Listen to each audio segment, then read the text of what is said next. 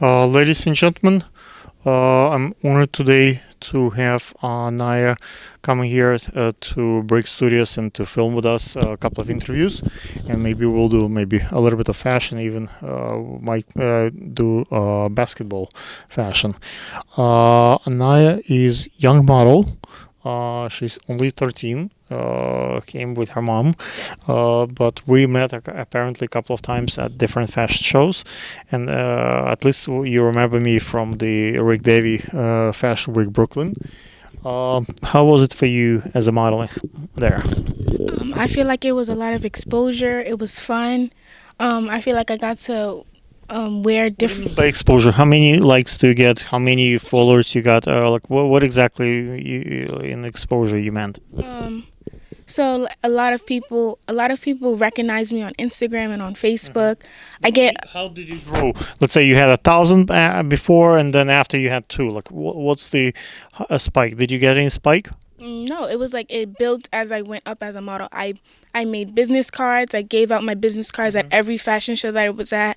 Like I could be like on the train or something, and I'll see someone like with like a certain purse, and it'll catch my eye, and they'll just happen to be a designer, and I'll just give them my card, and I give them my Instagram, and that's how my followers go up. So you reach out to the folks that you think matter, and that's how you grow. But I thought, like for me, every time, let's say, Akanele and I will go to a particular event. If the event is big, let's say a Macy's parade or like a like a Puerto Rican parade or like some major event, that gives like we do production, let's say a video, and we get a spike in the following and number of subscribers.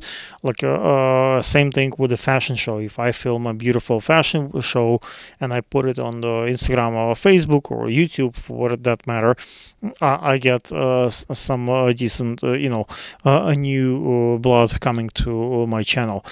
Do you get as a model a similar effect, or you didn't feel much from at least from Fashion Week Brooklyn? For like I would say three of the fashion shows that I've been to, I've got like a spike in my following on Instagram, Hmm. like altogether. Um, Which was the most strong? Is the strongest one?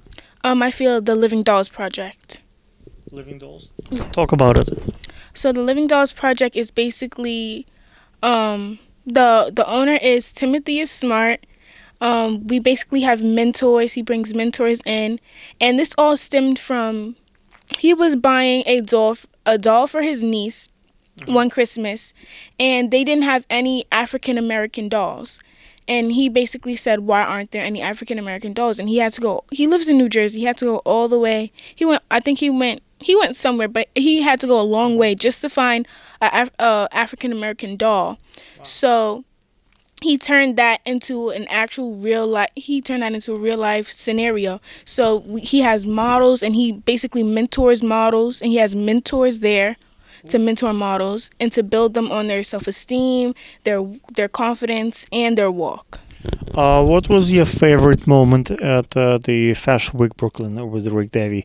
Did you like anything there? Like, what you don't like? Like, can you talk a little bit about your experience there? Since you that's something that I do quite often.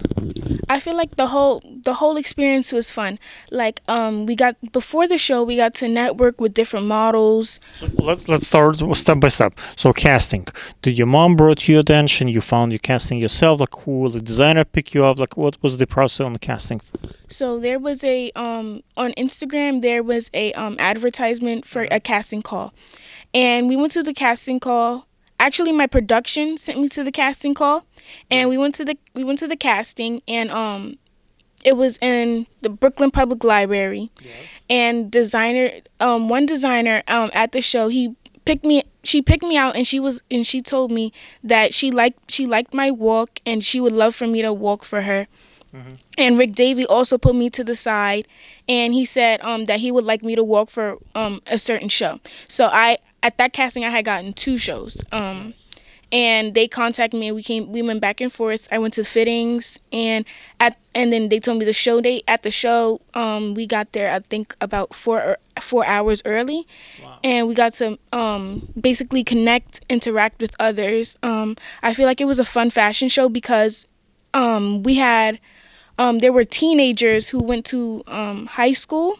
They were our designers. Yes. So we I had remember teenage we had teenage designers, and I feel like it was like a bond that we had because like we were both teenagers. And what did you get as a model? Like, you had a fun day, you had excitement being on the runway, you got some pictures, you got video. Like, what was the aftermath for you after? Like, you built some new friends, you built relationship with designer. Like, what happened to you after the show? So I feel like I got a connection with the designer because the designer called me back for another fashion show to do with her, and I got good exposure at that fashion show also. With like about I would say it was a lot of people. Can you talk a little bit about your support from your family? Your mom is here, bring you here and stays with. Like, ask. Usually, we had one time. I was filming actually with like an alley at YouTube Space, and we had a younger model who came not with. No, I don't think he was here. I was filming without Canale that day, but what happened is the model came, young teenage model came without her parents, but with the agency that represent her, and they sound the alert that the fire was drill, and that agent who represent that teen model took off, and she just ran away without the girl. Like, if that would be a real fire, I don't think the real parent, your mom, would leave and leave you behind, but the agent might do that. So from when I saw that once, I decided that from now on I will always require parents to stay throughout the interview to the end, not living with the agent. What's your plan in terms of like doing shows in as a teen, like here at YouTube's at Brick, in this actually Studio A, I did once, not once, a couple of times, kids shows, and we might have actually do a few more with Rick Davy here again. What's the uh, as a teen perspective on the modeling from for your age? Like, what do you guys talk like? Because I'm much older and than you, and my daughter doesn't tell me much about her like thoughts and friends. But maybe you can give a little insight for the audience. Like, are you getting bullied? Oh, she's pretty, she's a model, or she's like getting worshipped by classmates? Like, what it's like to be a model, 13 years old. Okay, so I've been in 3 different schools, and it's all I've been changing schools because of the bullying, and it's not only students, it's teachers also. Okay. And I feel like Do you think fashion being on the runway helps you to combat that? yeah, and basketball also. It's like a way to convert that energy into competition. Mhm. So in this new school that I'm in, it's good, it's fun. Um, they like support me also with modeling and stuff. Yeah. How do teens look at this? Is it cool to be a model, or it's like a geeky, or it's like a what's the like a perception of the classmates? Are you hang out like I was just filming a prom, and it's basically they had like 500 kids, right? Big school, and it was a one group, maybe 10, 20 girls, maybe 15, 16 years old, very, very young, and they've been so different from everybody else. This group of girls, they had all their plastic boobs, they had the lips, the whole face was constructed, and I kind of felt it was kind of in grotesque way, because I see them as kids. They are like 15, 16-year-old children, but they already have so much plastic. It's not like doesn't look even natural or pretty. It's just this thing, and everybody stay away from them. And they had their own kind of is it the same with models. Like people think, oh, she's a model. Like let me have my life and let them have their own fun, or it's like everybody together. Um, I feel like it's totally the opposite. Like as when I first came to this school that I was in, nobody knew like that I was a model because I didn't say as much, and one of the kids They can that see. They have eyes.